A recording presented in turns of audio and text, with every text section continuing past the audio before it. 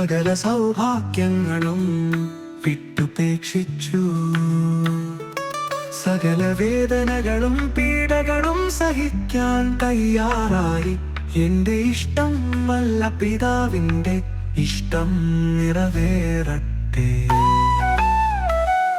ഈശോ തൻ തിരുഹൃദയത്തെ സ്നേഹിക്കുന്നോരീശോയെ പോലെ സ്വന്തം വേദനകൾ സന്തോഷത്തോടെ ദൈവ പിതാവിൻ സമർപ്പിച്ചാൽ വിലയുള്ളതായി മാറും.